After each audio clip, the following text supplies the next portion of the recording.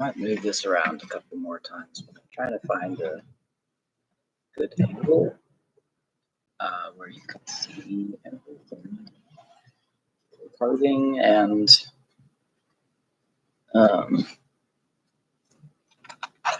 the spinning and everything else. I feel like there's gotta be an angle.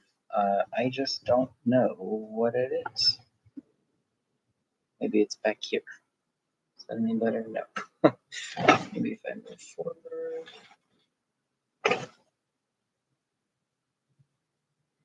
That might work. All right, we'll try that. Anyway, yeah. Hello, everybody. We are going to be finishing up the first bobbin. Undoubtedly.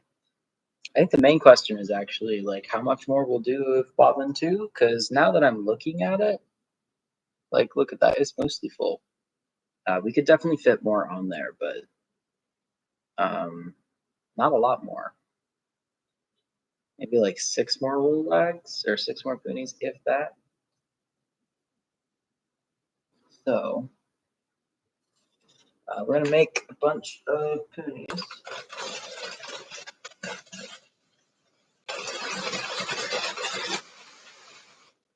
Sorry about that.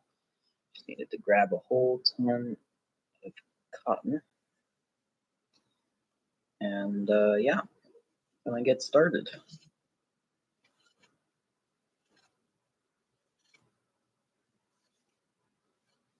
Right. I remember from yesterday, I had been trying to be a little bit less precious about how much effort I was putting into laying the fiber down, just because I think that's the main slowdown for prep at the moment, is that. So I think as we go along, we're going to try and do less and less and see how that impacts it, whether it feels faster or not.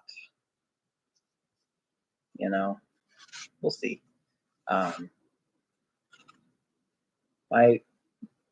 think like my main thing that I'm going for is that by the time I finish this blanket, I want cotton spinning to be like effortless for me. I'd love that. Because the blanket does not have to fit, you know, like you want it to be a particular size, but that is a big range and a lot of room for error. But when it comes to things like a pair of pants, not so much.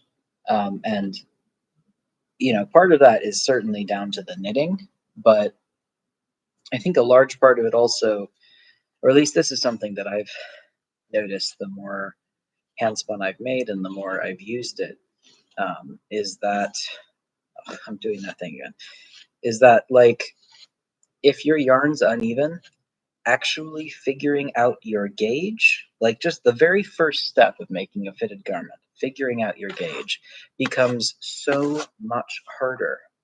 So much harder. Like you have to do a pretty damn big gauge swatch to get anything even remotely valuable.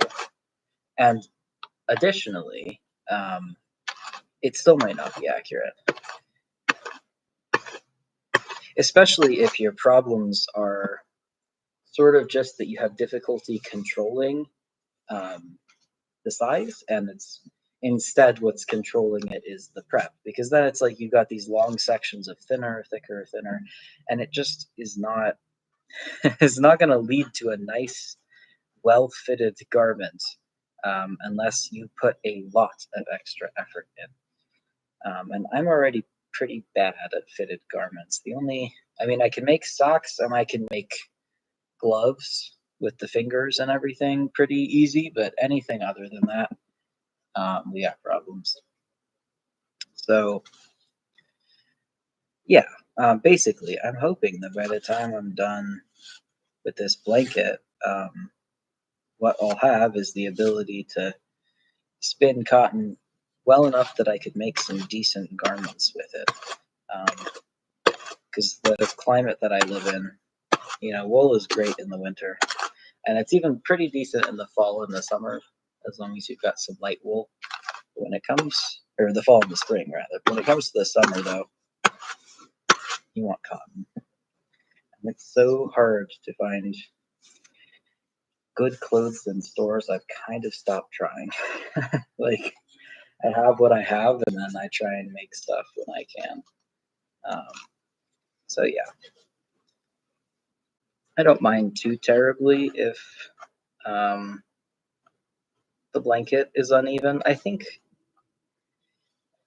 in particular, with these summer blankets, they're incredibly stretchy.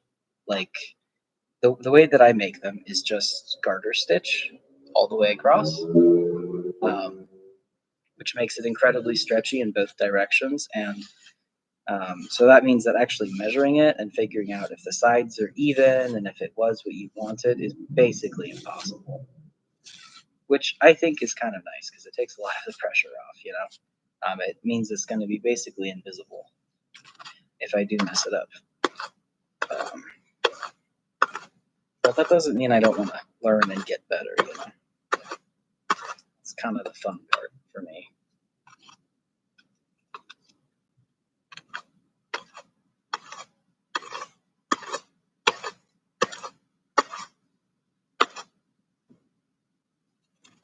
I do feel like I can get away with haphazardly loading the cards, so long as I just don't load a lot on them. Like, these current poonies are pretty small in comparison to some of the other ones I've been making. But I don't think it's necessarily like a slowdown to do them smaller. We'll see. I'm sure that's the kind of thing that I'll figure out after, hour 10 of doing this. All right, we've got 4 so far. We're hoping for 6. I think 6 is gonna finish off this bobbin, and then we can get started on the next bobbin.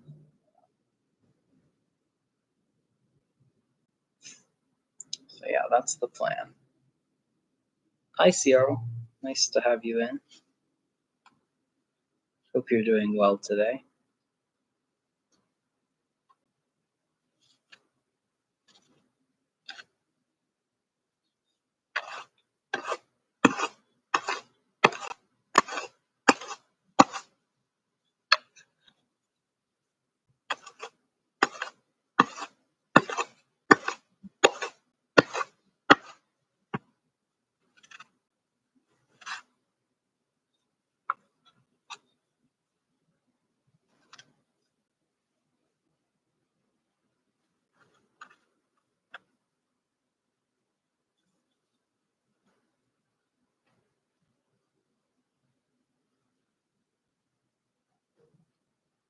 That's 5. Just one more.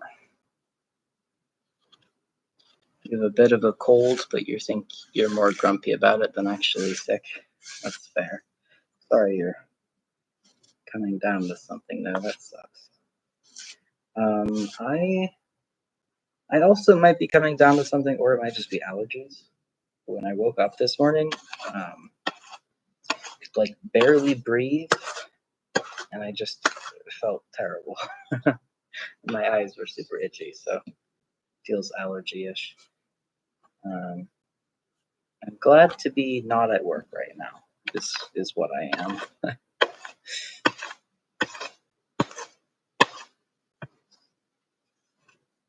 Okay, that's 6. At least it will be 6 once I finish. We're at 9 minutes into the stream, although I think the first 2 minutes or so I was just kind of talking. So averaging about a minute per poonie, which, yeah, that's good. With Rolex, I can do them in 30 seconds, but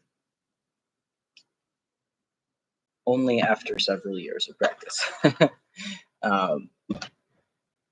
So, yeah, I think 1 minute I'm happy with that for sure. So the idea is we're going to finish off this whole bobbin. Very excited. Oh, I need to actually, hang on. I keep forgetting that I need to actually oil my wheel. because I have these like days long projects, which is just like it's just sort of not how I typically do it. And so what prompts me usually to oil my wheel is switching from one bobbin to the next or finishing something. And in this case, I've kind of just been doing one thing for a while, which is still a lot of spinning. So I really need to clean my wheel. One of these days I might, probably not.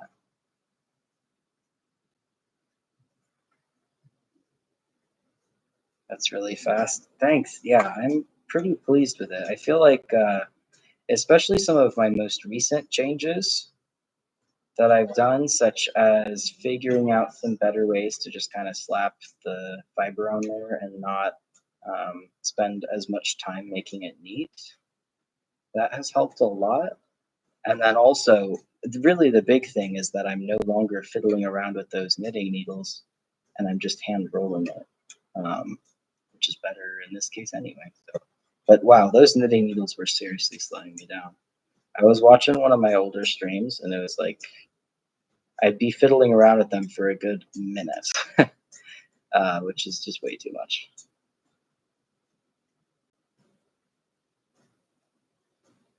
Oh, no. I will say, this might not be some of my best spinning today because I am on a lot of painkillers. Um, and additionally, everything is kind of fuzzy right now. So I'm probably going to drop stuff a lot, knowing me, and sort of let the yarn go into the thing. Probably will happen multiple times as well.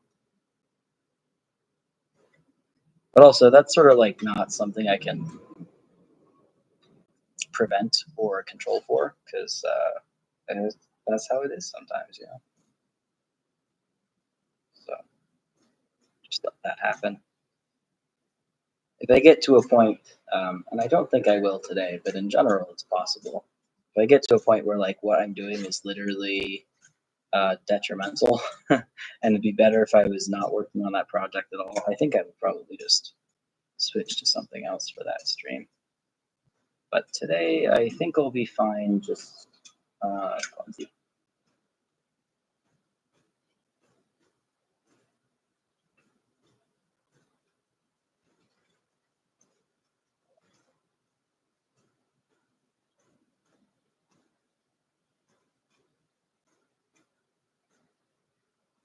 And I know I'm like not even 1/3 of the way done, but I'm really, really excited to see how this finished yarn turns out. This first non-mini skein, this first non-chain plied. So excited.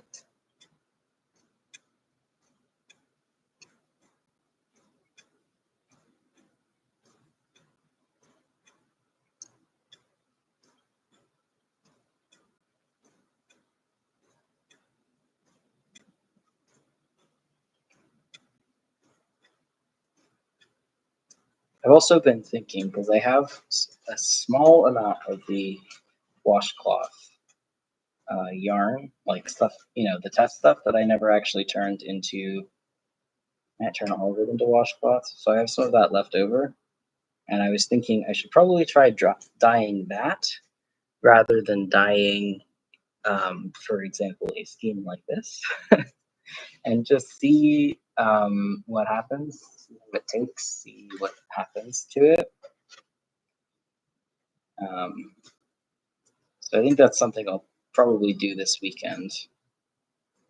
Um, see what happens. But yeah, I've been saving up some more avocado pit and peel. And additionally, I have just a massive amount of both red and yellow onion skins that I've saved. And I feel like a yellow cotton summer blanket would just be really nice. Like conceptually, I think it sounds really nice. For all the other ones, I've mostly done like stripes and stuff, but I think entirely yellow could also be really cool.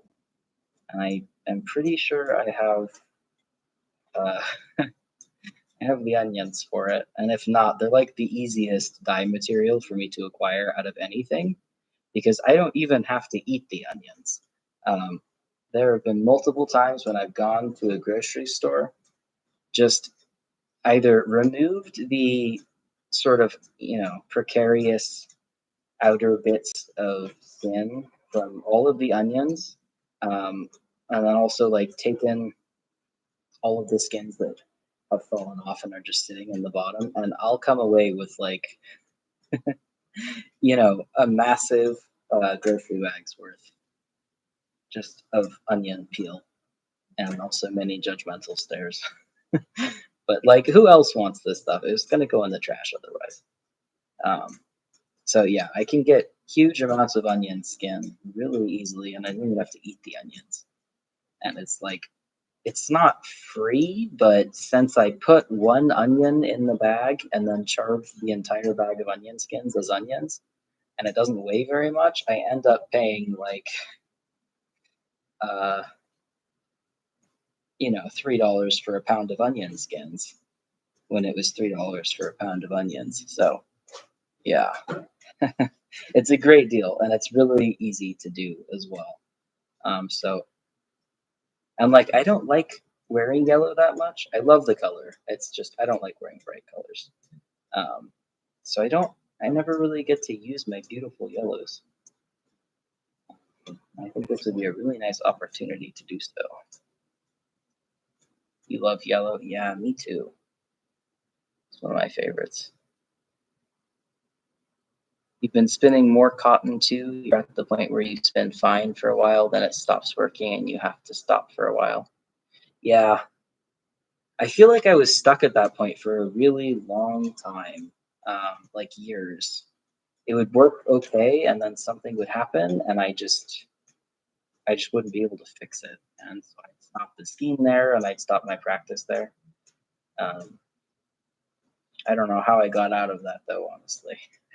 I couldn't say. I hope you can get out of it uh, without too much trouble. I was kind of that way with linen too, especially because linen is not easy to reattach. Like, I would say linen is probably the hardest fiber I've ever spun and had to reattach because it doesn't stick to itself in any capacity. You kind of have to just find some way to fold it and trick it into working, and then add a ton of twist in that section, and then hope it holds. uh, I'm sure there's a much better technique. Just that's the only one I could come up with after several pounds of spinning.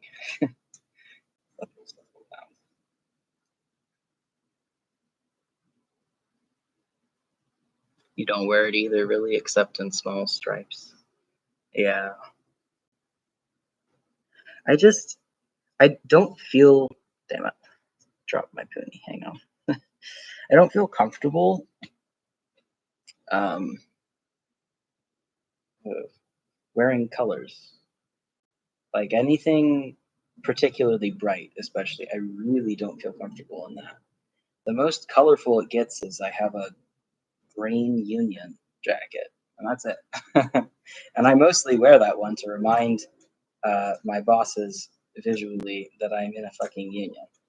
So, yeah, and that's it. Otherwise, it's all like gray and black and brown, and that's just it's so much more comfortable wearing clothes like that.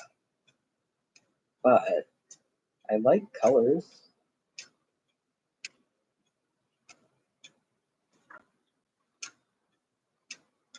I also find that like the more disabled that I look, the more visibly disabled I am, and then the more bright colors I wear, the more people infantilize me to an insane degree.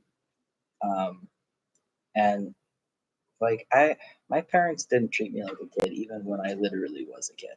I cannot deal with that behavior at all. It makes me very upset. So I sort of had to cut out what little colorful stuff I did have because it was making people act like morons around me. Um, However, it's not like I invite any of these people into my apartment and they would never ever see my beautiful yellow summer blanket. So that is a plus.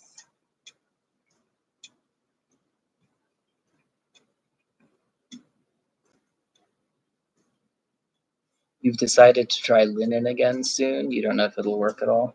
Good luck. I hope it does. It's a hard fiber, but it's so rewarding when it does work. You used to be that way with colors. As you've gotten older, you've branched out. That's fair. I do think the main reason that I've always preferred wearing darker colors and like dark neutrals pretty much is, you know, some self-consciousness, not really wanting to be perceived. And I suppose for most people, the older they get, the more comfortable and secure they are in their bodies and themselves. So that does make a lot of sense.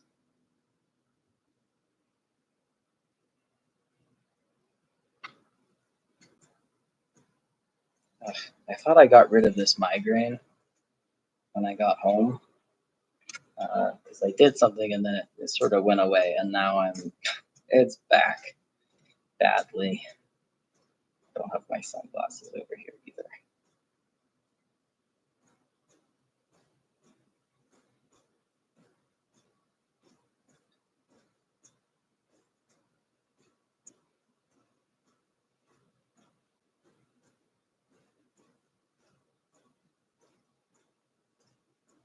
I kind of like how lumpy this is turning out.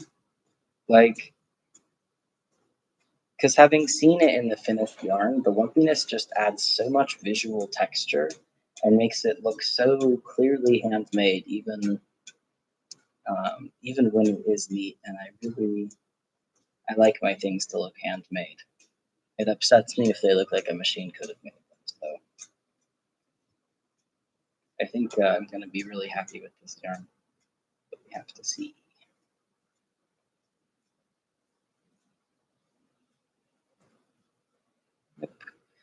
I keep falling into that trap of bringing my hands close together with the long draw, and it never ever works for me. I don't know why I keep trying it. Like, that's the opposite of what you should be doing, dude. I think I'll get there. Eventually, I will stop having to, well, trying and failing to engage my brain about it, and it'll just become second nature. But until then, I keep doing that, and I don't even know why. I guess it's like I see a spot, and my brain thinks, "Hey, we should fix that. That doesn't look stable."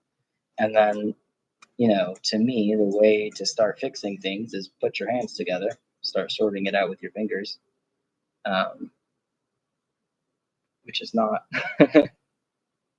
not the way to go.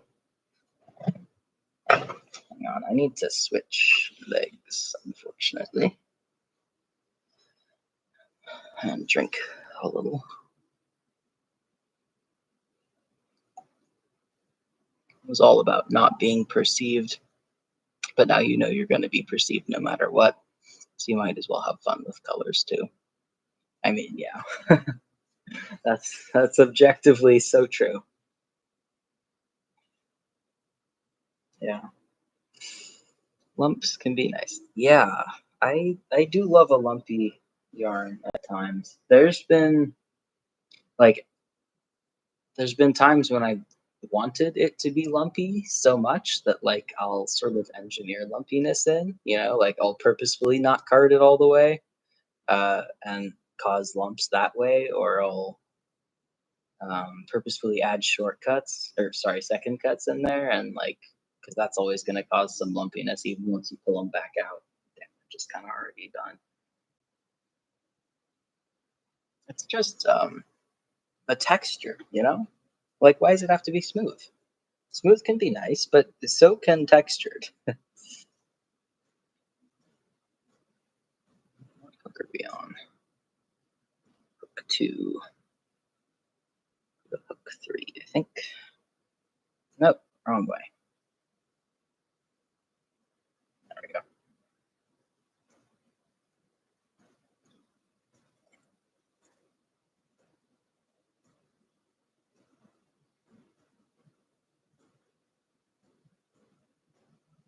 I had my crafting group today, and for once we were all knitting. It's pretty rare. Sometimes the others will all be knitting and I'll be crocheting, and sometimes most people will be crocheting, but for once we were all sitting there knitting and complaining bitterly about our jobs. It turns out that, like, I mean, I have my issues with it, but generally speaking, having a group that's both like a crafting group, so you feel better when you go there because you get to do stuff with your hands and relax a little, and also a like mid-work bitching session is really it's needed, to put it mildly. I definitely appreciate it a lot when I am able to.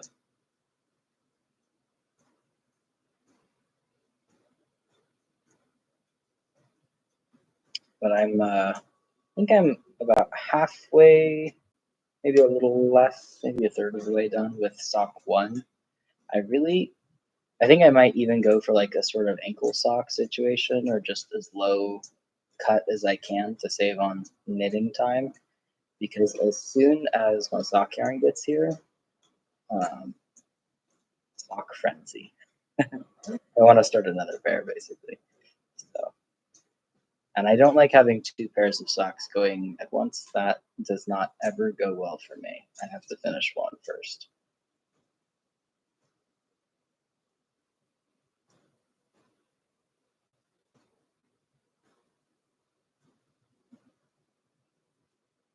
They're kind of growing on me, by the way. Like the Lego brick wall type colorway is really not my favorite.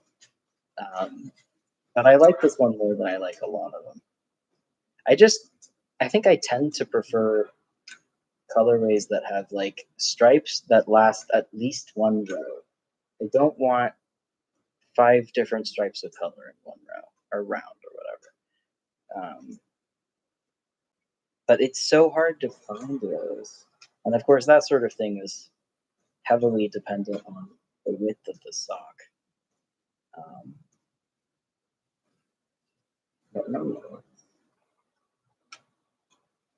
there's like, I just never ever find it. Um,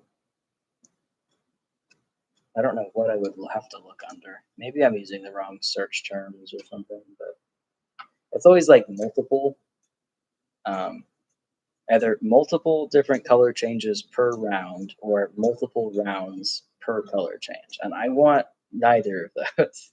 I want one per round, and it would be beautiful and so fun to knit. And I don't know where to find that. You'll pick smooth or textured depending on what you want to make. Sometimes it's nice to just let the fiber do what it wants to. Yeah, exactly. Like a textured hat, for example, can be so much nicer than a smooth hat. And like textured gloves and stuff. But then also smooth ones certainly have their place, especially when it comes to durability. They're both nice, you know. They're both so nice. That sounds so great. It is. It is. If I could just get over my uh, social anxiety, I guess. I don't know what to call it. I don't think social anxiety is quite the right word, but it's pretty close. If I could get over that, it'd be perfect. You just finished turning the heel on a second sock for your friend. Ooh, nice. I am about to start turning the heel. I have the gusset increases to go, but I don't do a ton of those at the moment. Just a few rounds and then heel turn. I love turning heels. I'm curious, what do you think about turning heels? Do you enjoy it? Uh, do you absolutely hate and dread it, or is it just like, you know, another enjoyable part of socks? I'm curious. Kind of nice they have smaller feet than you do, so it seems to go fast. Yeah, that's how I feel when I knit socks for my sister. Her feet are a lot smaller than mine, but also she likes loose socks, and or at least like socks without very much ease seems to be her preference. And I like socks with a massive amount of negative ease. And so even though our feet are very different sizes, um, like she's a size 7 women's, and I calculated the difference between men and women's sizes, and if I wore women's shoes, I'd be a size 13. So definitely different like foot sizes, but our socks end up almost the same. They're the same width. It's just that mine have an extra inch or two on there, and then a lot less going on with the heel. And yeah, hers go so much faster. But I also get so much more in my head about whether or not they'll fit because I can't make I can't try them on for her or anything like that. And especially now that we don't live together, I can't just be like, "Hey, try on this sock." So I don't know. I haven't knit her a pair in quite a while. Maybe I should do that at some point.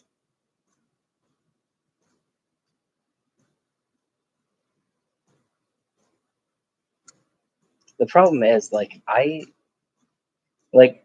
could make a bunch of bags, for example, for other people, but I'm not going to do that in most cases because I need bags. I'm always needing more bags, and that's like also exactly the case with socks as well. Like, yes, I'm capable of making socks for other people, but I generally won't because I need socks. And I learned all this shit specifically so that I could make my own socks for me. But then also gifting some hand knit socks can be very nice, depending on how much they appreciate such things. There are a couple people who I've knit socks for once, and it will not be happening again for sure.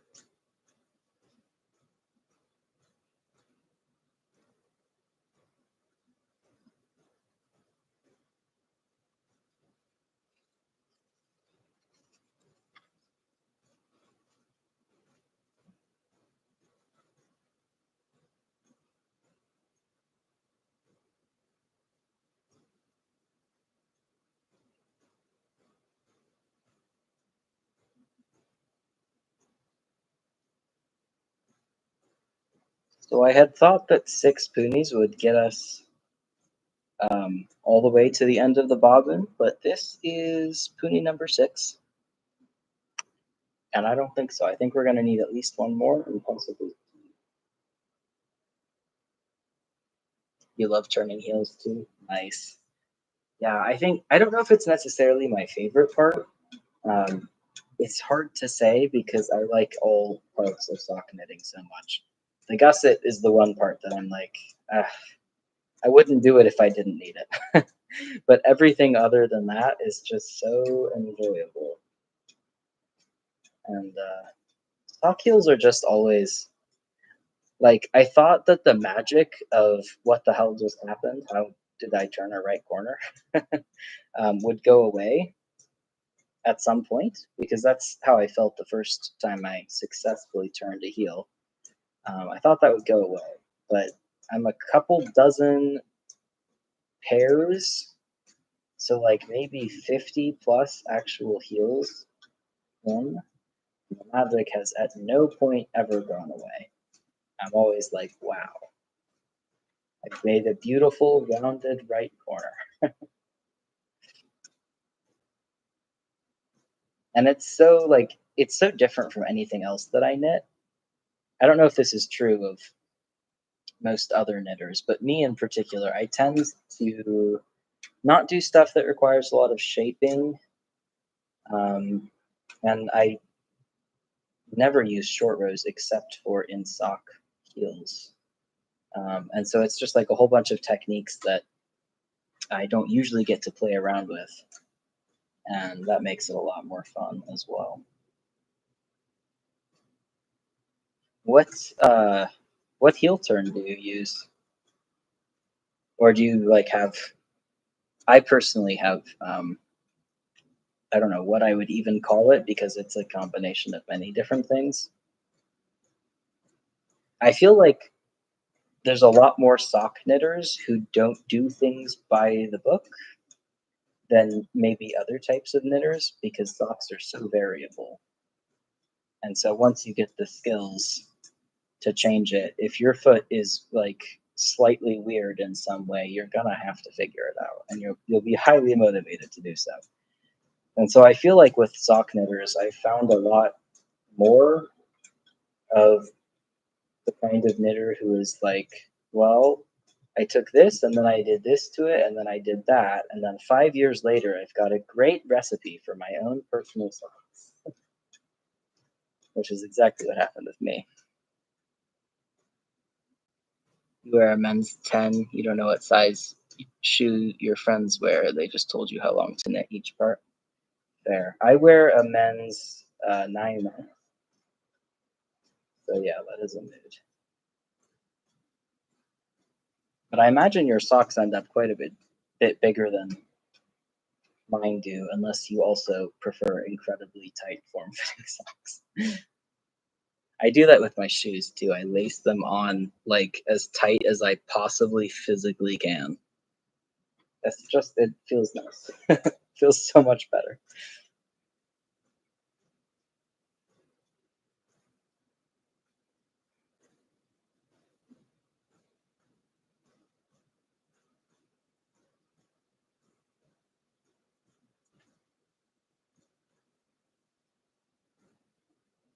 You rarely wear socks yourself, mostly because you don't leave your house much. That's fair. I pretty much only take my socks off if I'm changing to a different pair of socks or if I'm getting into the shower. And at no other point do I ever take off my socks for any reason. So I can't say I necessarily relate, but that is certainly fair. So we're gonna do, yeah, I think 2 more ought to get us there, and then we'll start the next bobbin. Because we are only 40 minutes in, which isn't much. So I could definitely pack more onto the bobbin. I just don't see the point though. Like I think even approaching um, the part of filling up a bobbin where you're like, I have to be careful here so it doesn't go over. Can I fit some more in here? Like it's a time waster. And if you already know you're going to be doing many, many bobbins and many, many skeins, I don't really see the reason of not just stopping when it looks full enough. And this one basically looks full enough. I just gotta get, you can see, yeah, these last 2 bits could be a little higher, and then I think we're good. I'd prefer, certainly, if they all had the same amount of yardage on it, but I also know that would be some kind of insane miracle, so that's doesn't really factor in, honestly. That's one. One more.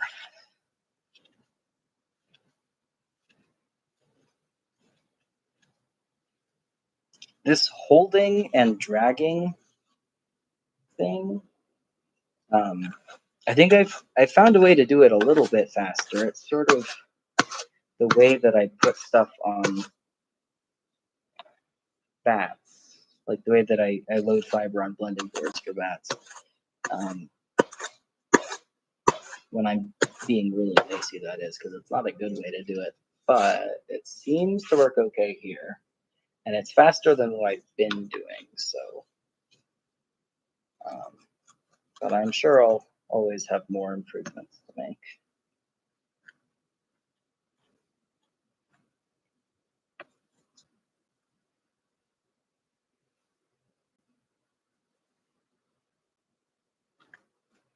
Okay, that's 2 more done. Let's see what we can do.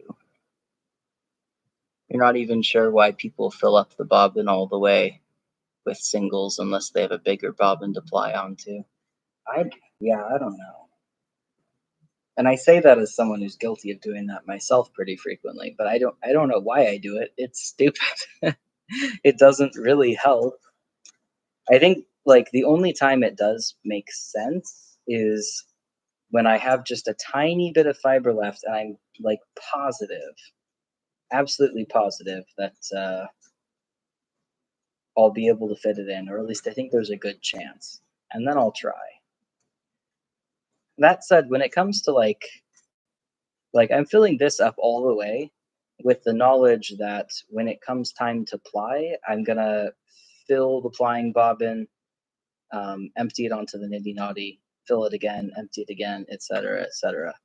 Um, that's just part of what the process will be because I don't have a jumbo flyer. Um, like for me, it's less about with this project. It's less about getting a cohesive, perfect skein that all works together perfectly, and it's more about like I want to fill up, um, I want to fill it up evenly and to a decent amount so that I've got some good batches each time, if that makes sense. Like I'm just doing batches really.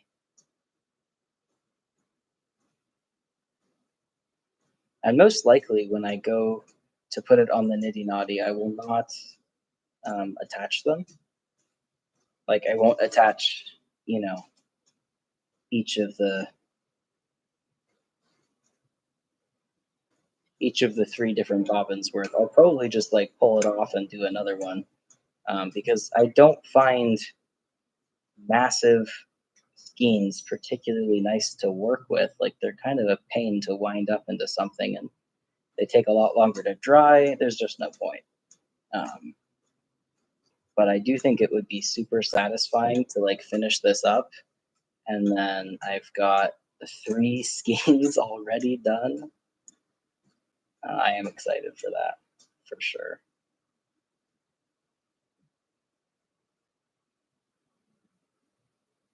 I guess I do often operate under the assumption when I'm spinning on the wheel that I don't intend to fit it all on the flying bobbin, but the temptation is always there to fit it all on the spinning bobbin if it looks at all feasible.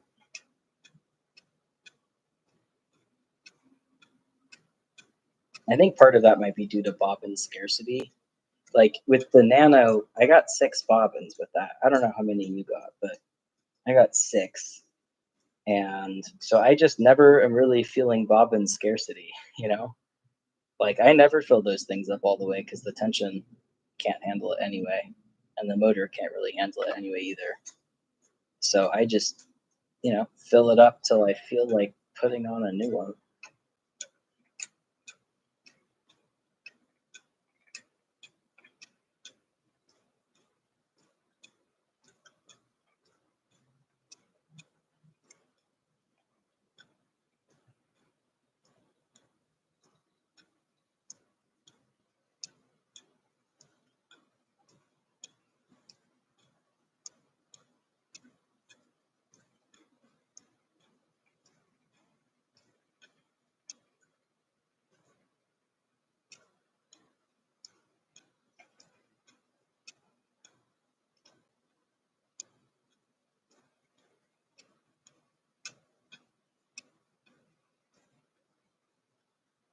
So, yeah, that should about do it.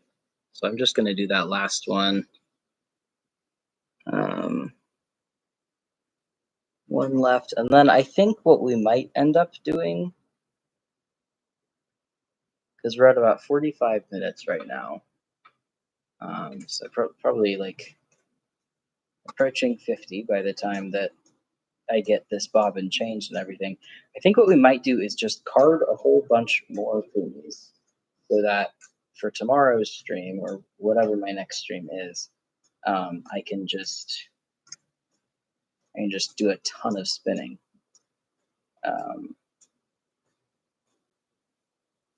That could be interesting because I want to time myself and see see how fast I can go.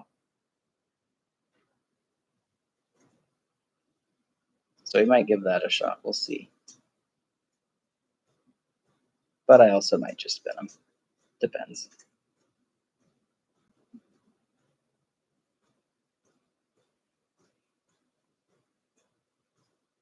Hi, Chuck.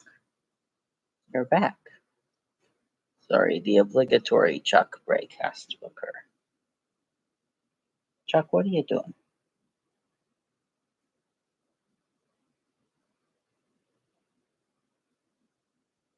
What are you doing down there? Hi. All right.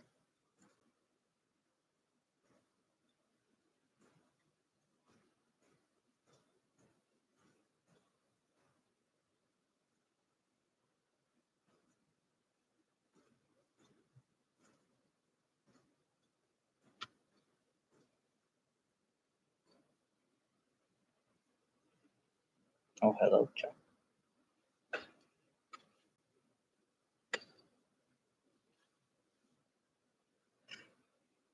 Hi.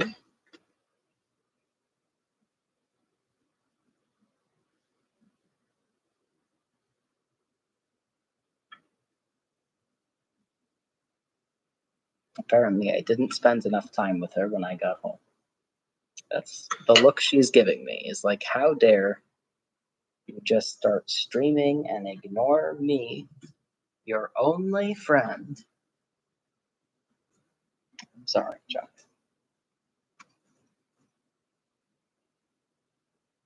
She's been in a mood all week because over the weekend I spent very little time at home.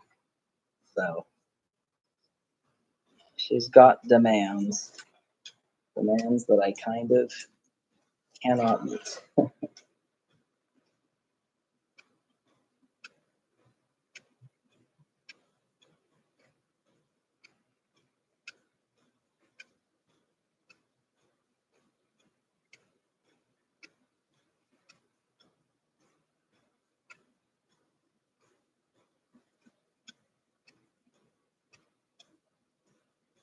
Oh, hey, so um,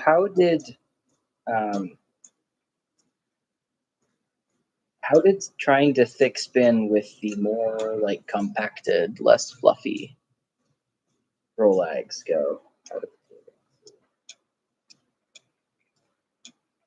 Like, did you notice a difference in the end? If you have gotten there, that is. Just wondering.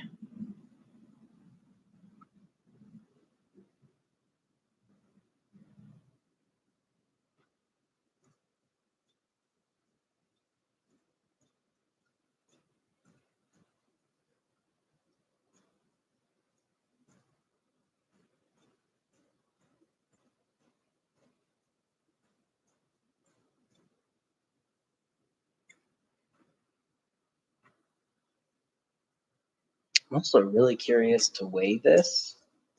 I'll have to weigh it against one of my empty bobbins. Um, yeah, I'm very curious how much weight actually went into this, because I'm kind of getting the feeling that I'm going to need to buy a new bag of cotton soon, especially because I may or may not have ruined a significant chunk by badly dyeing it. Okay. We did it. One bobbin done. And the first bobbin done, nonetheless, which is quite momentous. All right. Look at that. Beautiful.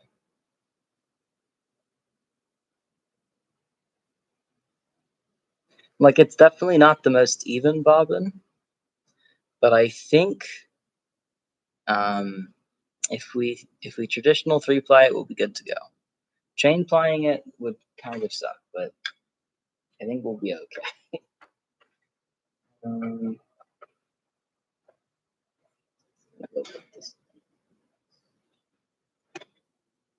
we'll at least get started carding a bunch of poonies for next time, and then maybe we will also spin some. I think I'm going to focus on carding. To be honest, my migraine is getting pretty bad. I don't know how much longer I got in me. We'll see. We'll have to see.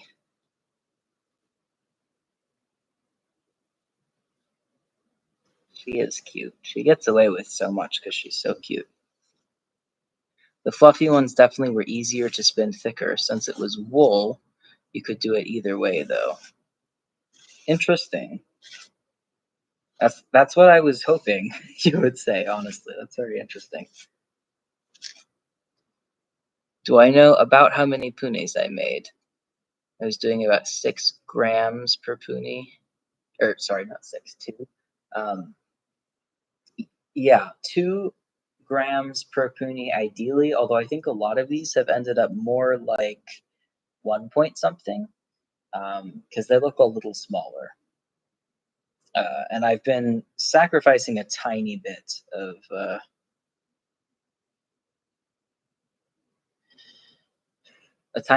like space that I could use up on my cards so as to um, spend a little bit less time carding it. But let's see, if I remember correctly, that first day I did 13, and then the next day I did like 11 more, and then today I did 8. Is that 32? I think that's about 32 punis. I might be super horrendously off. That's my best attempt at math I got in me right now. I'm not gonna lie. But yeah, I think around 30 is about accurate.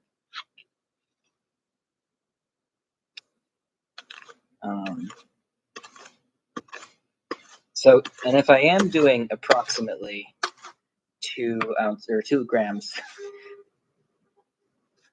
geez, 2 grams per puni, then that would be 64 grams, which is like 2-ish ounces, which is actually, that's a pretty light, like that's pretty light for one full bobbin. Usually that bobbin fits, I mean, it depends obviously massively on how thick I'm spinning it, and on whether it's worsted or woolen, and on the fiber type, clearly. But usually I get about 4 ounces if I were doing something like that thick with wool. So that's interesting. 32. Okay. Shockingly, my math was right. Yeah. So I think we put about 32 into there. I would love to. It's probably not going to happen just because logistically there's no decent reason to do so. But I would kind of love to do a whole big batch, like card a whole big batch all at once, enough to fill up an entire bobbin, and then spin it all at once. I don't think I have the endurance for that anymore, to be fair, but it sounds satisfying. I used to, when my knees were not quite so destroyed, I used to literally spin for like 6, 7 hours straight, like occasional breaks, but that was the main thing I was doing. I really enjoyed that.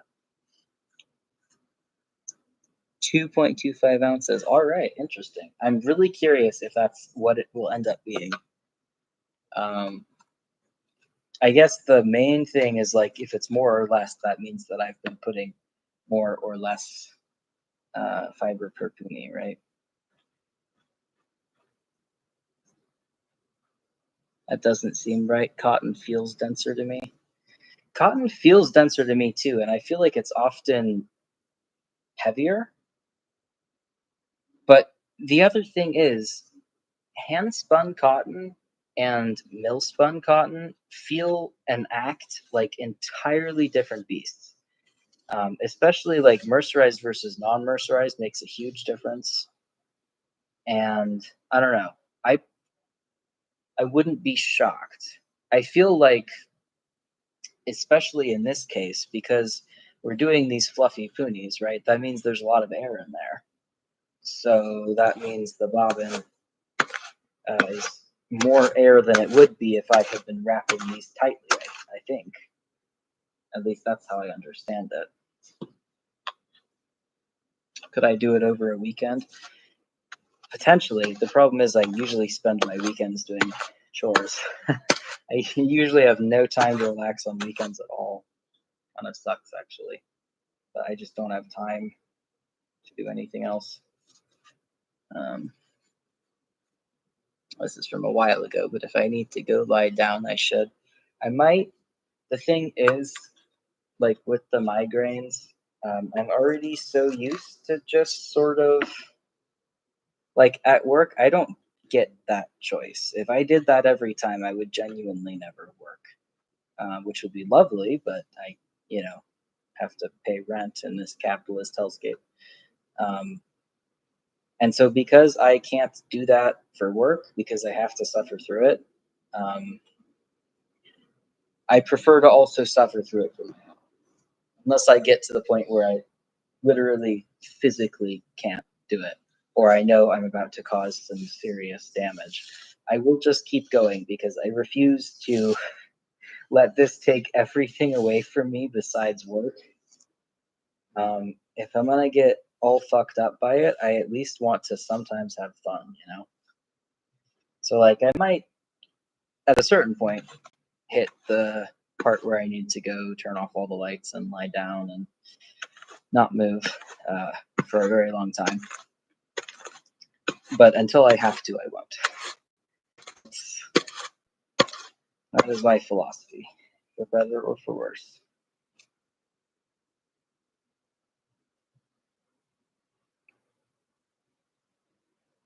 Did I ever look up what mercerization was? No. I was just thinking again, like, man, I hope nobody asks me what the difference is between mercerized and unmercerized cotton, because I don't fucking know. I mean, I know mercerized has been treated in some way and unmercerized hasn't, and then that's the extent of my knowledge. And if I remember correctly, mercerized is the like, you know, kind of plasticky feeling, super smooth stuff, and unmercerized is the feels like a natural fiber stuff, if I remember correctly. I should actually look that up, shouldn't I? It sucks that I don't have a break. Yeah, it really does. Sometimes I end up taking off Monday because it's like, okay. So I spent all of Saturday with a horrific migraine trying to do my shopping. And then I spent all of Sunday with a horrific migraine trying to do some chores. And now, if I want to be able to convincingly act like a human being instead of some kind of miserable pain monster, then I need a day off actually at some point. And so I just won't. I call out Monday a lot. Not even because I'm so fucked up I can't get to work, but rather because it's like I need time to behave like a human being. And that's all I get. So, but even so, just one day a week is not really enough at all. I don't know. I would love to be on disability. Um, just I don't know how that could ever possibly happen because I'd have to stop working, and then if I stop working, I'd be homeless. So yeah, I don't know how the fuck people get around that. I guess like if you have a spouse who can work for you, that's kind of the only way. Unfortunate then that I am aromantic. Pretty unlucky in that regard.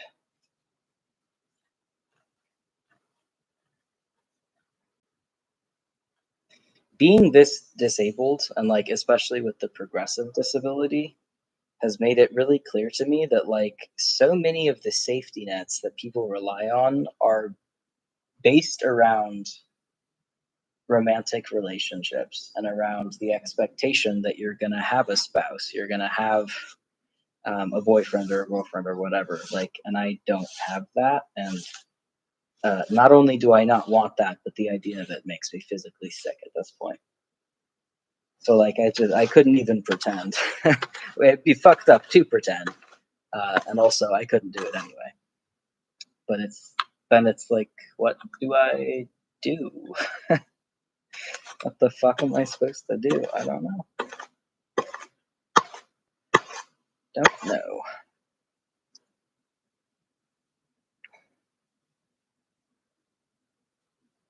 Hey Zertra, nice to have you. We finished the first bobbin, as you can see. And maybe I can shadow it a little. No, I don't know if that helps you see it. Anyway, we finished the first bobbin and we are currently working on bobbin, or working on getting lots of poonies for the second bobbin. I don't know if we'll spin any or if we'll just make them and then spin them next time, but we'll see. We shall see.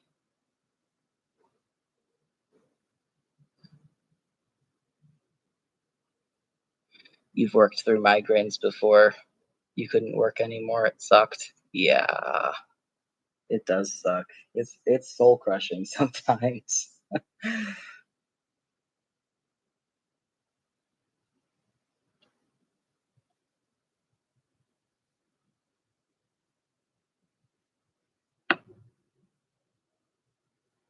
I feel like what I don't like, something I still don't understand is, what is the point when someone can't work anymore? Is it like they literally physically can't do it at all no matter what?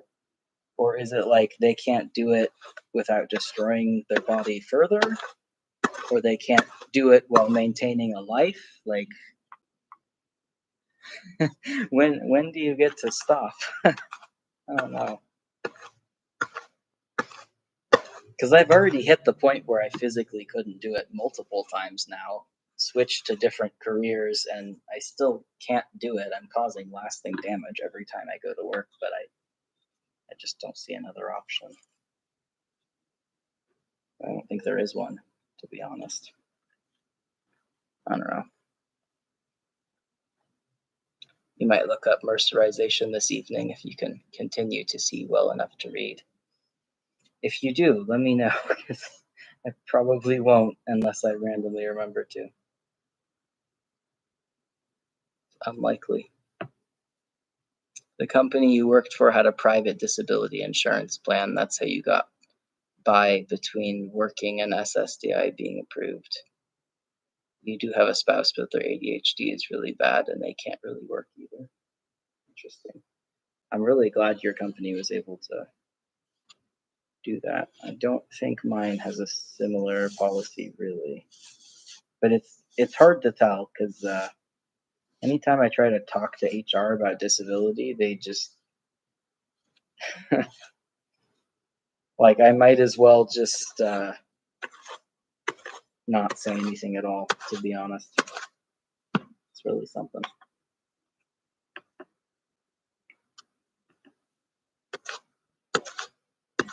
I've had to start using a lint roller, like, which I mostly was using for my cat's fur, but I've had to start doing that every morning on these pants, which I wear to work, to remove the absolute fuck ton of cotton off them. Like every morning, that is now part of my routine. Remove cotton from pants. At least it doesn't take very long, but it's kind of funny.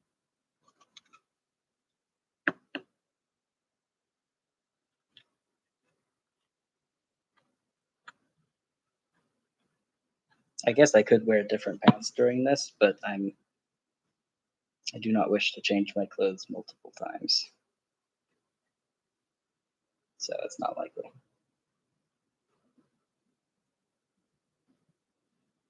You don't know what the legal cutoff is either, to be honest. It's not a question for autistic people to answer. Yeah, for real. I just want like firm, hard rules, set definitions, clear expectations, and all the other insane things that autistic people are apparently not allowed to ask for. I had to tell my supervisor yesterday. So my boss yelled at our entire team for asking what he thought was a stupid question, and he specifically said that it was a stupid question because it's been that way for years. Which, I mean, one, most of our team has only been there for like 6 months because the turnover rate is incredibly high. So that already is very dumb.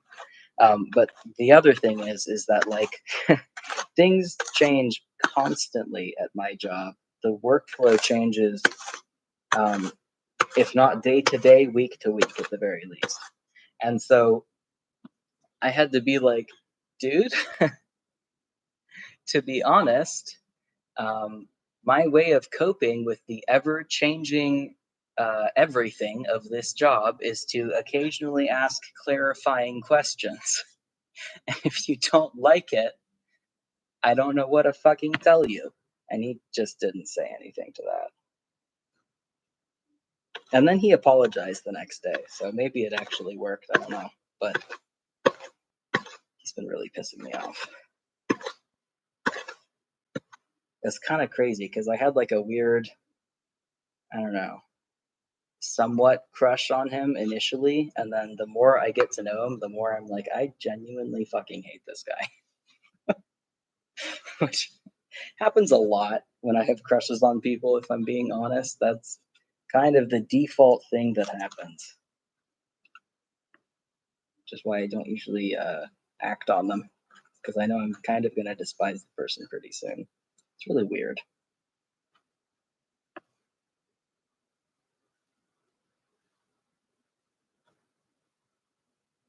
Like, as an aromantic, I really don't understand aromanticism. Could not be more confused by all of it. You noticed it gets everywhere. You're considering starting to wear a mask when you work with it. You probably should, yeah. Especially if it's getting in your nose or causing any kind of respiratory issues, you definitely should. If I wasn't streaming, I probably would, but I just can't really speak through a mask well enough for the camera to pick up. So, and it's also not causing respiratory issues, thankfully. Yeah, yelling at people is counterproductive. Agreed. There are very few situations where yelling at somebody is like actually gonna fucking help anything. Has not been something that any of the bosses I've ever had have been aware of, though.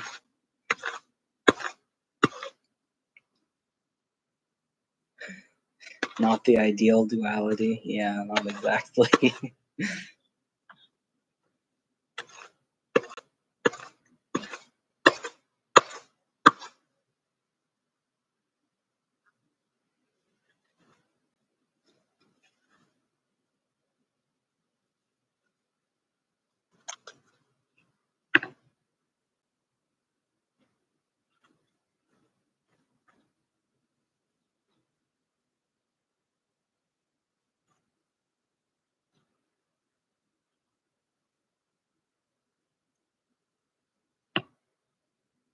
How many do we have so far? Yeah, not that many. I'm gonna try and get to 20 if I can. I feel like that's a doable number. And then also, if I get to 20, I think it's fairly likely I could potentially push a little farther to 32 again, and see if we can get there. Like, see if we can get enough to fill the whole next bobbin. If I could. I don't think we would spin it all in one day because my knees will protest a little too much, but you know, give it a shot.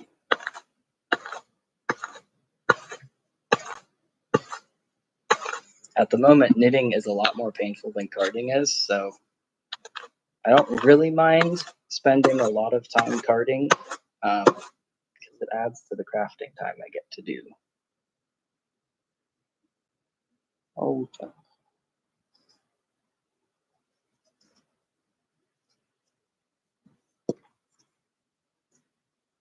You worry more about long-term damage from inhaling the fibers, that you probably don't do enough of it to do damage.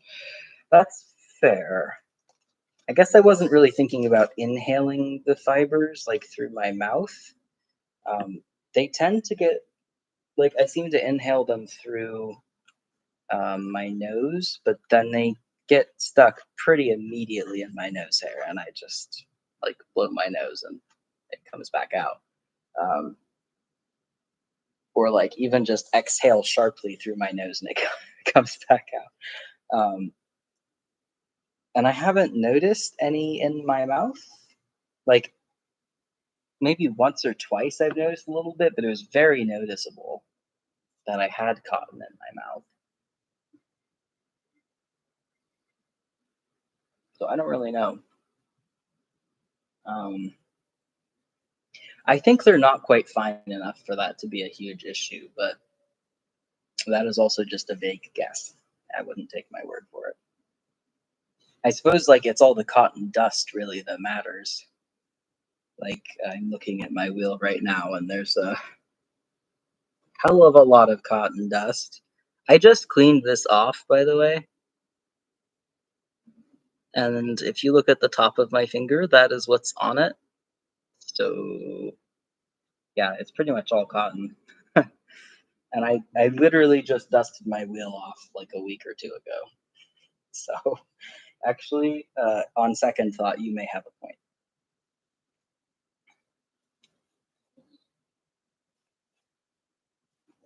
You were wondering about the carding hurting. You know, you can't do very much until your shoulders hate you.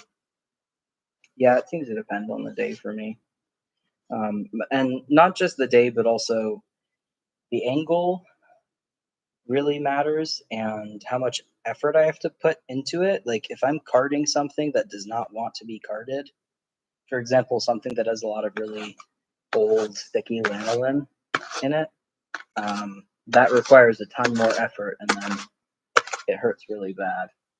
Um, in the case of this wool or of this cotton, I'm finding I can do a lot more of it because there are so few.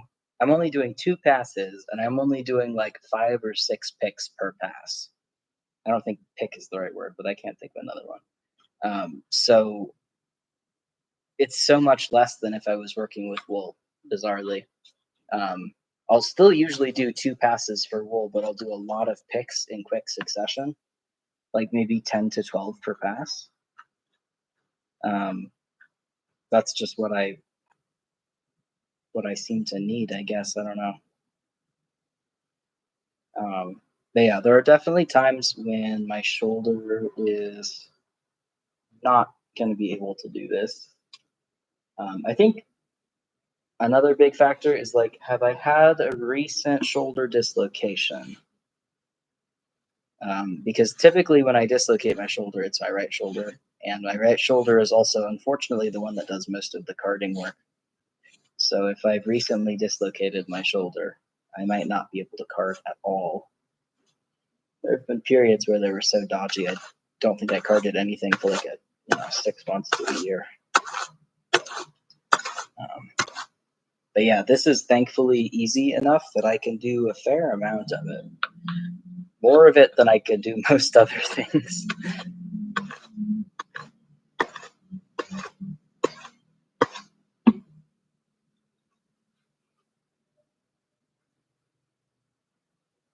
You don't notice inhaling them at all, but there's just a thin layer of cotton on everything. Doesn't really make sense that you wouldn't be inhaling it. Yeah. Yeah, no, now that I'm looking at all the dust everywhere, I think you're completely right. Um, I don't know. I think I probably did more damage smoking cigarettes for 15 years. Actually, it was longer than that. Um, for a very long time than I will do spinning this cotton. So I personally am probably just going to keep doing what I'm doing, but that is not an approach I would recommend to anyone else at all. So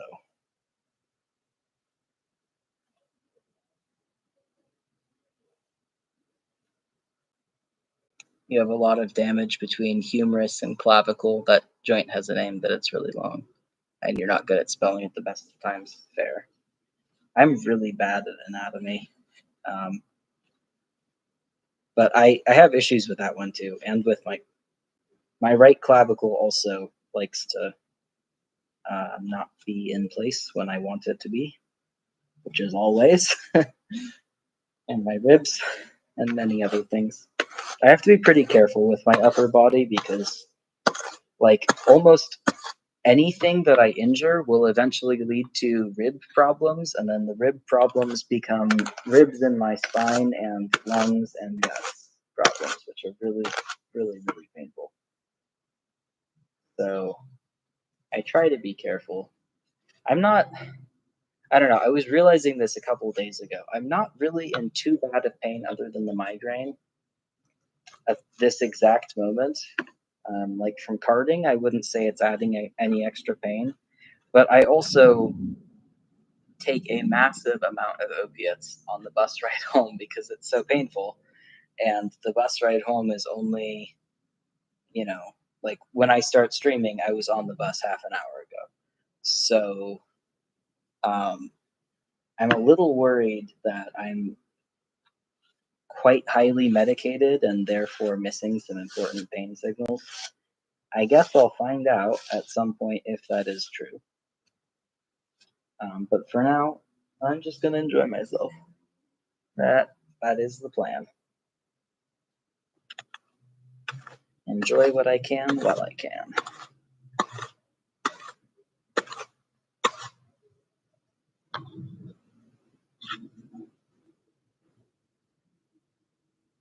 The smoking, yeah. You had about 15 years of secondhand smoke until your mom quit. Ugh.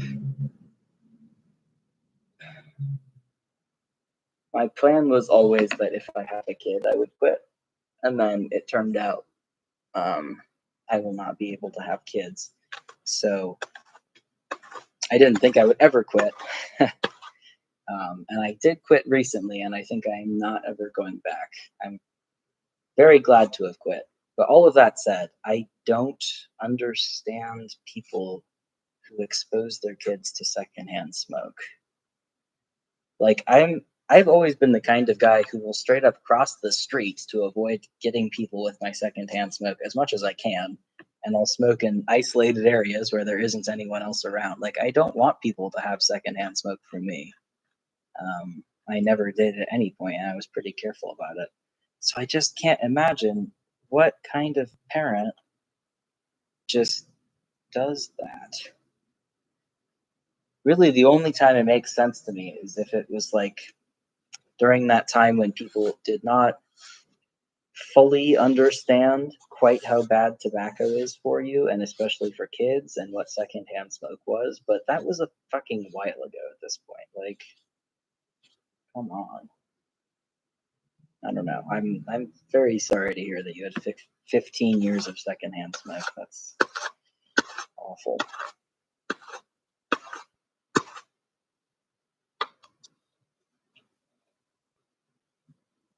If you card a lot, your left shoulder will just not stay in socket for a while.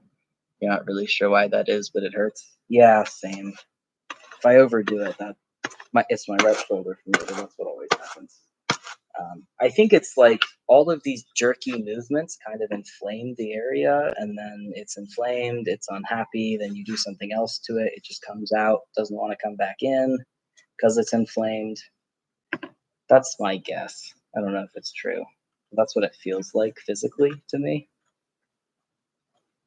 You got secondhand smoking for a long time at your mother's and then discovered the power of laughing without ending up coughing. Oh, gosh. Why are all your parents doing this shit? I'm so sorry. It's horrible.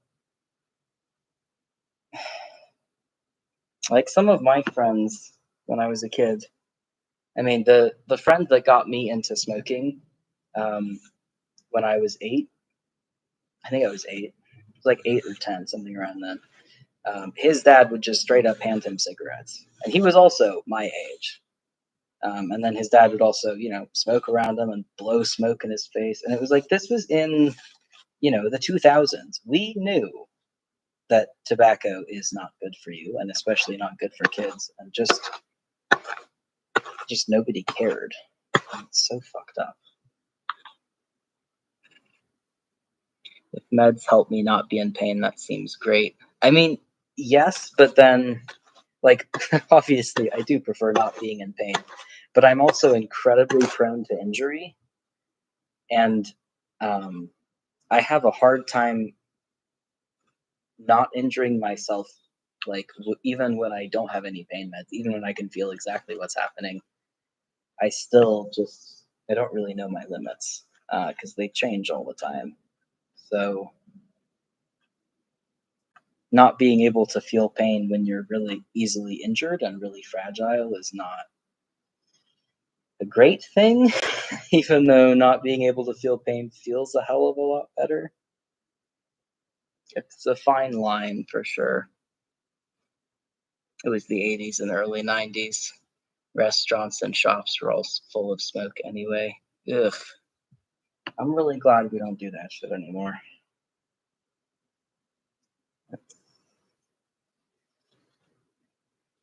Imagine, like, I feel like if at some point we can get rid of the fucking vapes and the fact that all of these teenagers are vaping, and it's so much easier to vape without getting caught than it is to smoke cigarettes. I feel like if we can just undo that, we might actually have a chance at a generation that is not inundated with smoke. But who knows? Probably an awful lot harder than you'd think. It's early to start smoking. Yeah, my parents uh, did not give a shit. I mean, they were mad about it, but they weren't mad because they cared. They were mad because how dare I hide things from them or whatever. And I was not having a good time, so the fact that nicotine actually made me feel better, even though I was 8, was a very compelling reason to continue doing that. I was also a very young alcoholic for quite a while. So I feel like I'm doing a lot better in terms of not doing any of that. Like, I drink sometimes, maybe once or twice a month. I don't ever drink off stream. Like, I haven't drank off stream in ages, actually, and I barely drink on stream. Like, this, it's non-alcoholic. It has a little bit of CBD in it, which I don't count as a drug, to be honest. And yeah, I was able to quit alcohol. I was able to quit cigarettes recently, and I think I'm done this time. I've quit them unsuccessfully before, but now I'm just sick of them and sick of myself, which I think is what it takes a lot of the time. So I'm pretty pleased I've managed to get out of that. Turns out all it took was not living with my fucking parents anymore.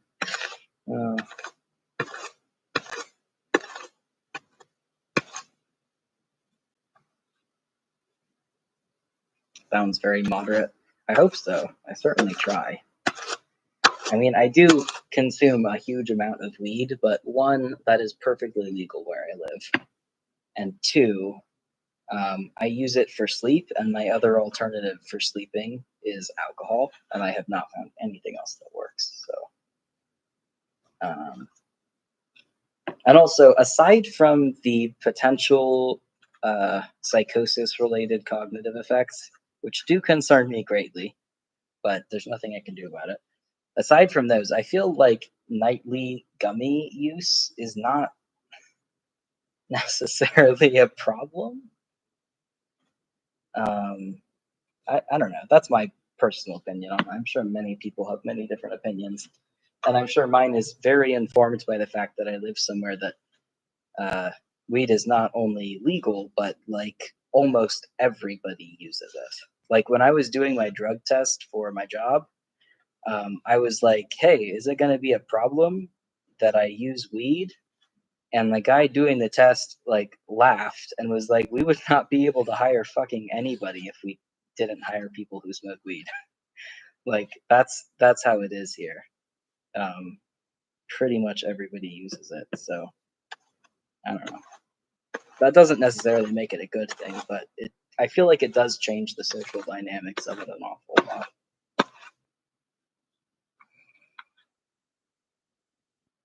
Your meds mean you can't drink alcohol. You miss things like wine with dinner. That's fair. I drink very little because it's super bad for my migraines, but sometimes I just like want to relax a little and I get bad migraines anyway, so why not live a little? But I get what you mean. The unsafety and extremely unpleasant side effects can sometimes really be a mood kill in terms of drinking. You know, a bunch of people who used to drink way too much. Some are now sober, some just drink way less, which is impressive to you, to be honest, or more impressive to you, to be honest. Yeah, I do think it takes different levels of control to be 100% sober versus somebody who drinks a very reasonable and moderate amount after you've been an alcoholic. For me personally, um,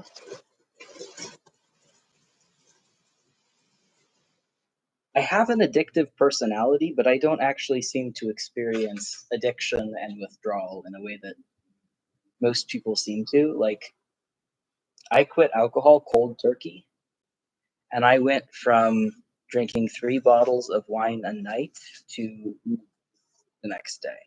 And I was literally fine, literally no ill effects whatsoever. Um, and I had been drinking that much for like 2 or 3 years, and drinking less than that for much longer.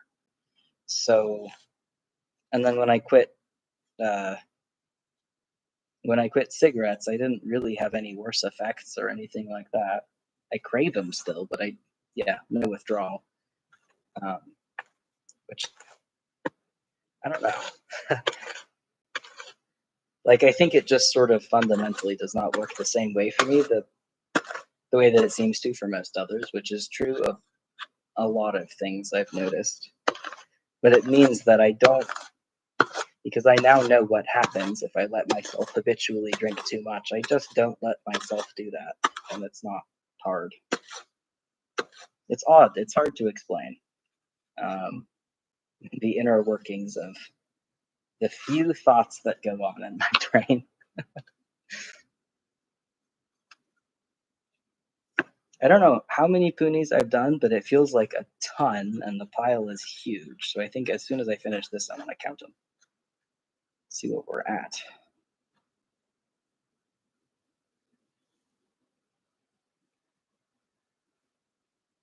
As someone who used to drink too much, the drinking less was so much easier because you could still have it socially. Interesting. That makes sense too, for sure. Like, you don't have to cut yourself off from your whole friend group. You just have to be a lot more moderate about it. I guess it must depend heavily on the person, you know. Some people it might be much easier, for other people much harder. Just absolutely covered in cotton right now, by the way. Okay. Behold my poonies. Okay, I'm gonna count them real quick. I really want to know.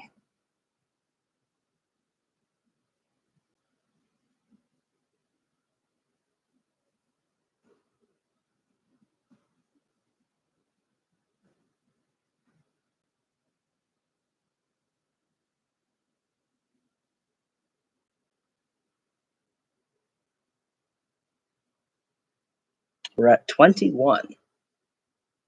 See, that's so tempting to just go for 32 immediately that I think I have to do it. I have to. Um, yeah, I simply have to. Let me just drink some more of this though. Glorious. Thank you. It's so satisfying to pick up. They're so incredibly light. It's ridiculous. It's like holding a piece of paper. It's crazy. I know, so many poonies.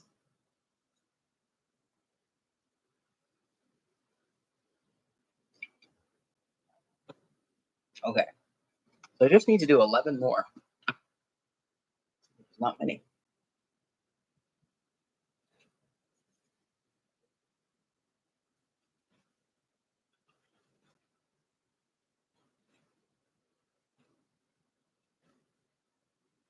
They are all pretty different sizes, I'm not gonna lie. Like there's an average range that I don't stray outside of, but then there's like it's not like I have size A and size B. I have like size 1.1, size 1.2, size 1.3, that sort of thing. So I think that means it's going to be difficult to card a whole bobbin's worth. I guess unless I do it by weight, which I could do once I weigh the finished bobbin. Could in fact do that.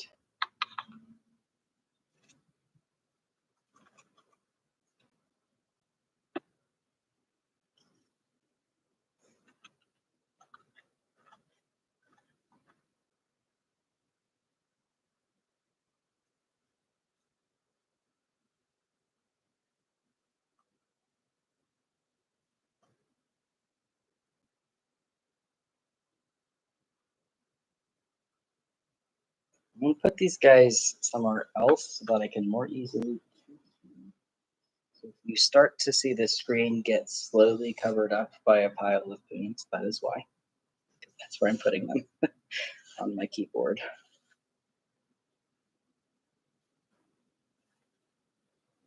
Oh, that said, what time is it? 7:42. That said, do you guys mind if I get up real quick to turn on my oven to preheat it? Not have time to make dinner before I started streaming, and my oven takes a really long time to preheat, so I might go do that real quick once I've finished this one, if you don't mind.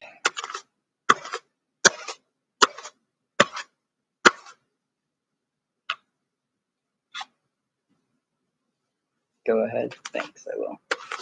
Let me just finish this. Don't hurt myself. What, counting? To be fair, I'm sure I could. If I start, I can usually tell when my shoulder is about to do something very dodgy, whether or not there's pain meds involved, because like it's a very particular feeling. I can definitely feel it. So if I notice that happening, I will stop immediately. The migraine at the moment is still nowhere near as bad as what I've worked through before, so I'll live.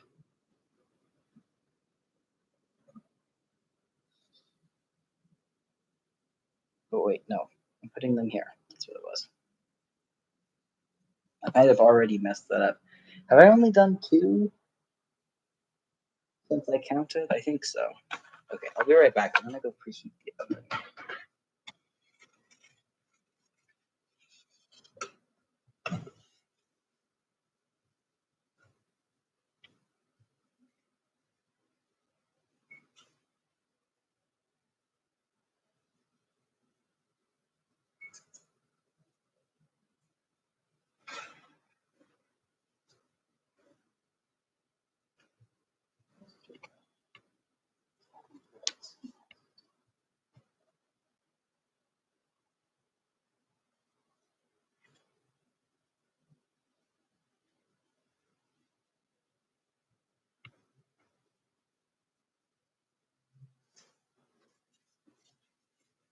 Okay, I'm back.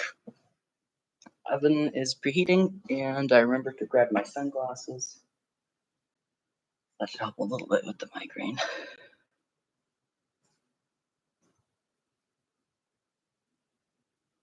You're like a minute behind, so maybe I already did. Only just now. Your shoulder just starts aching if you think about it too much. Yeah, I can't think about any of my body parts, or they'll suddenly be like, "Oh yeah, in case you forgot." the agonizing pain. Here it is again. Like, without fail, we'll do that. Bodies are so weird, especially bodies that are, eating themselves alive with chronic pain. Very odd. Weird stuff going on there.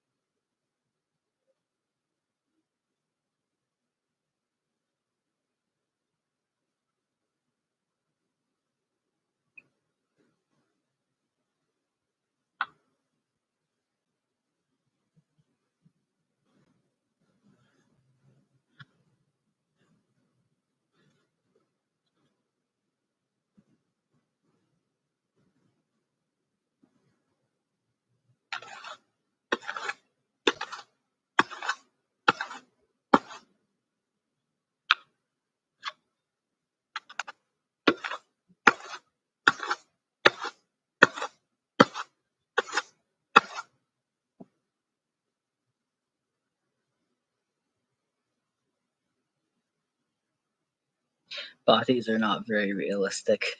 Who came up with that? So true. Like, the human spine? What the fuck is up with that?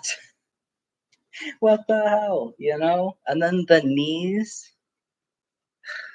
Just the worst.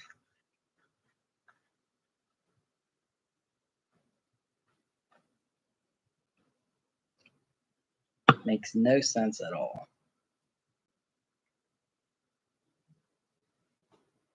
Like, the fact that most adults end up with back problems of some kind, by the time they're 40, is like, this is a design problem. This is a fucking serious design flaw, and we should get on this.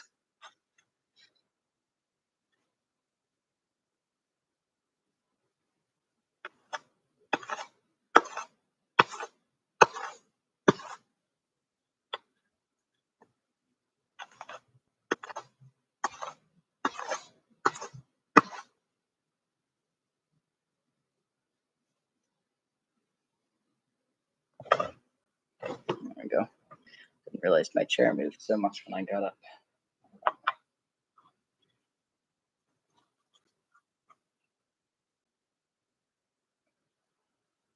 The knees, I know. The fucking knees.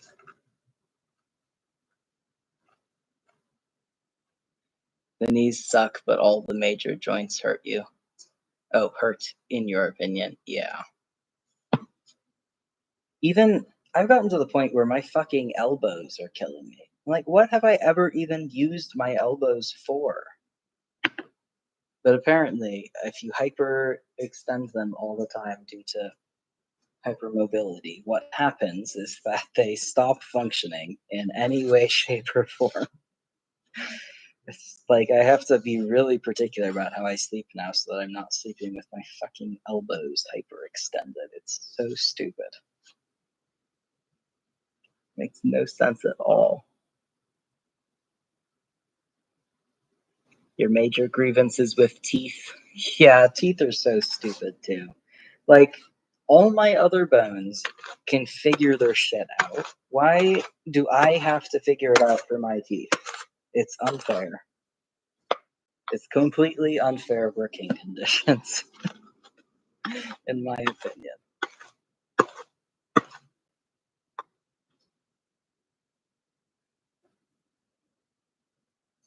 Yours are more or less okay, but what a bad system, truly. You figure we're just kind of part way through the spine evolution into a proper bipedal system.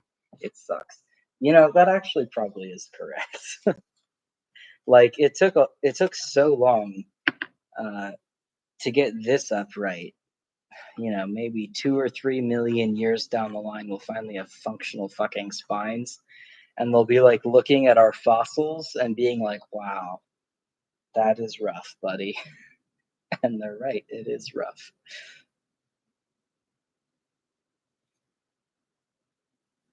Your elbows hurt a lot when you worked at a desk. Fair. I do work at a desk, although my elbow problems started before I worked at the desk. And also, due to my power chair and the height of my chair versus the height of the desk, my elbows are always resting on the power chair arms, not on my desk.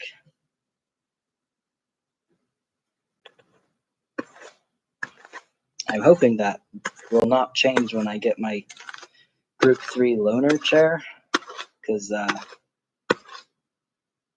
those counters are pretty hard that I work at, so gonna have to wear like fucking elbow guards to work or something otherwise.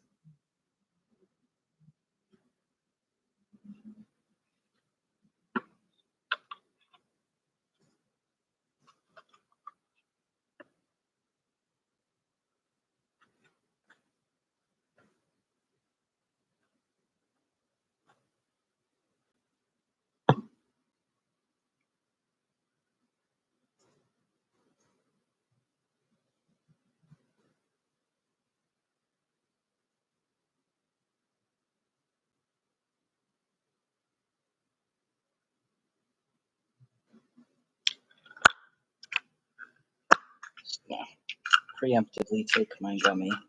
We're almost done. I think I've carded 3, 6, 7. 7 of the 11 that I need to do. So we're pretty much done. Although we're not done until we're actually done. So.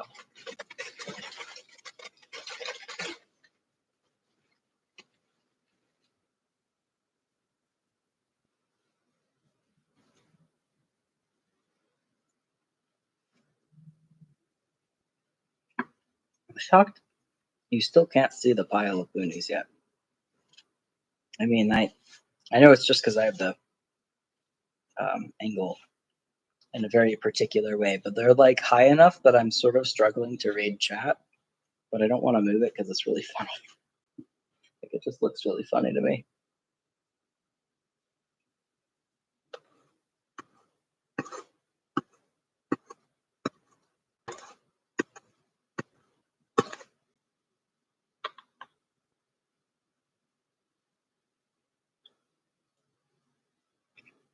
You both hope it helps. Thanks. Me too, desperately. If it doesn't help, I don't know what I'm gonna do. It will not be good. The problem is, like, it's not going to be a custom loaner, or it's not going to be a custom chair, obviously, because it's a loaner. And I'm going to have to wait a really long time to get a custom if my insurance will even approve it, just because wait times are what they are. Yeah, so if it doesn't work, I'm going to be waiting a really long time with something that doesn't work. We'll see. I could crochet pillows to put my elbows on. I could, yes. Although I do find that the texture of crochet is not something that I'm really able to like rest on, if that makes sense. Like, it's a little bit too much, too textured, too many highs and lows for my skin to be okay with it. I have incredibly fragile skin at this point, so. But I could certainly knit some, and that has been my solution to everything: is knit a thing, or in some cases crochet a thing, so that I can function. But it's nice knowing how to do that. Like, I'm glad I can, for sure. I think I've started overloading the cards again. Not on purpose, but I'm noticing there's a hell of a lot more on here than there usually is. I am kind of curious if it's going to cause problems or not now. Like, it certainly did when I was, worse, but I feel like each time I do anything, I get measurably better. So I don't know. Not anything in general, but just anything involving cotton anyway.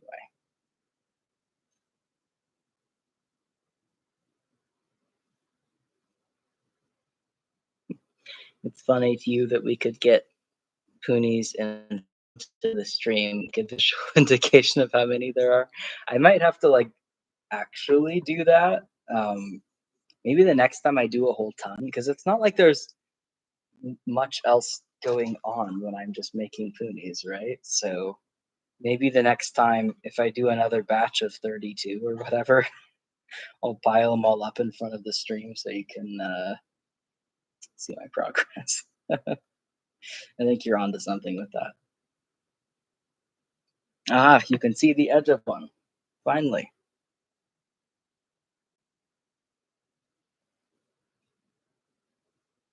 Hi, Chuck. What is it? She's like, I got woes, man. Lot of woes.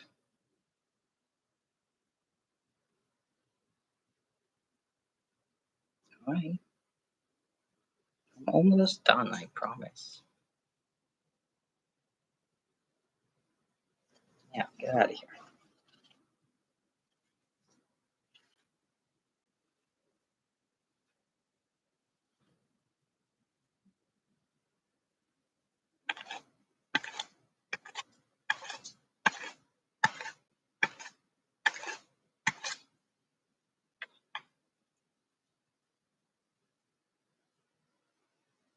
Yeah, you can see the corner. Yep. Hopefully the next couple will show up because there's not many left after this.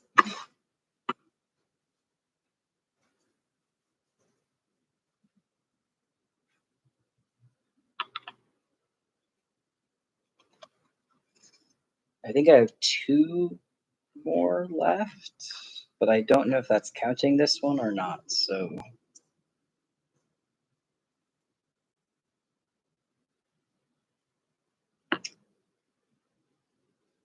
there's one. Yeah, 2, 4, 6, 8, 10. Oh, I have 1 left. Wow, that was so fast.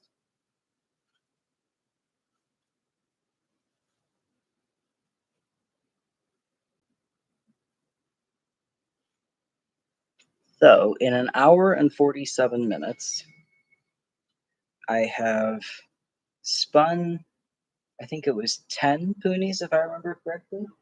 Spun 10 Poonies, and I made those initial 10 Poonies. Or was it 8? No, it was 8. Okay. Spun and made 8 Poonies, and then made 32 more Poonies, but spun none of them in an hour and 45 minutes. I think that's like pretty good, honestly. That's a hell of a lot faster than I thought I would be doing, especially initially when it was going so much slower.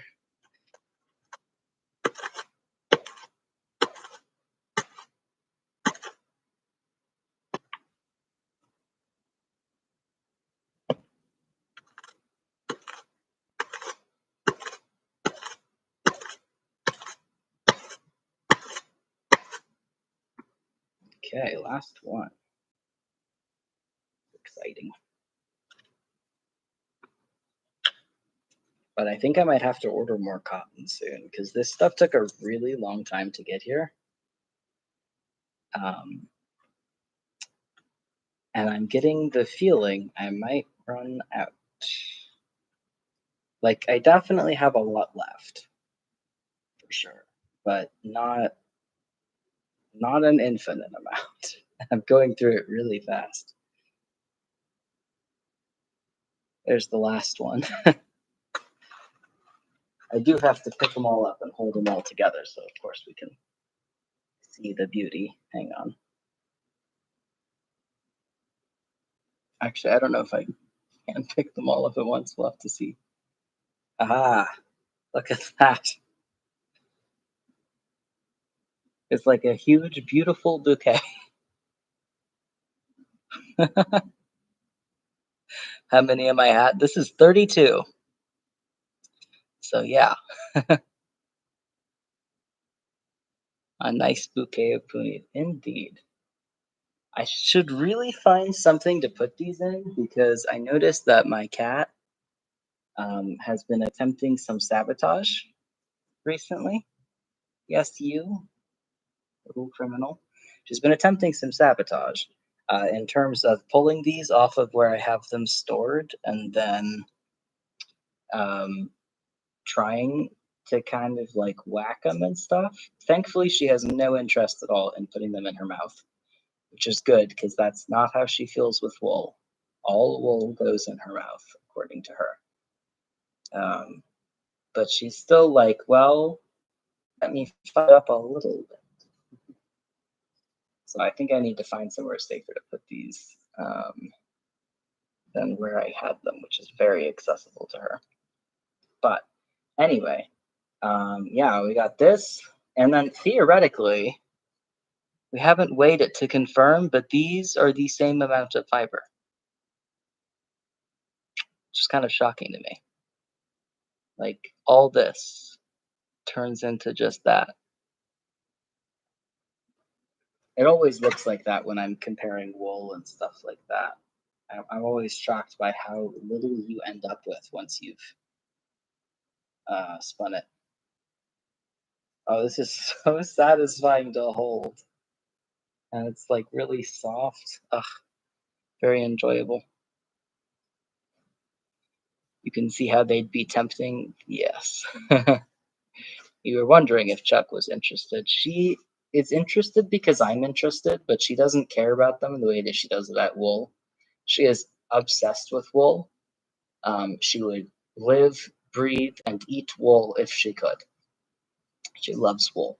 But cotton is just like, well, it's very fluffy and it smells like my human. So, due to that, I do want to destroy it. But she doesn't want to eat it, at least. Fiber is so weird in weight and volume and length. I know, right? It's crazy. I'm really curious if once I spin all this up, if it will be like the exact same amount as what's on the bobbin. I hope so, because that will be a cool visualization. Anyway, I should probably head out before Chuck starts seriously considering her mutiny plans. But thank you all for hanging out. Super fun, as always. Got a lot done, as always. And the next couple of streams should be just like pure spinning as fast as we possibly can and like race to the end of the bobbin, basically, which sounds fun to me. I don't know about you guys, but it sounds very fun to me.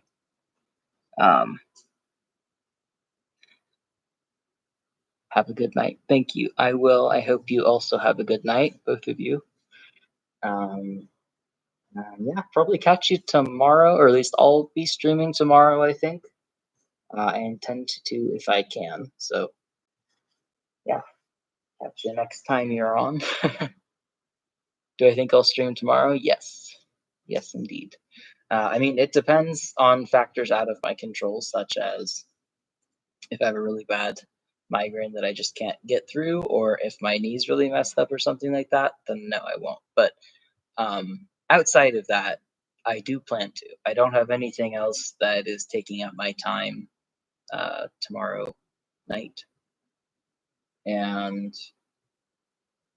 I'm super looking forward to it. So, yeah, I think so. Thanks for the stream. Sleep well. Thanks. You also. You both have a great night.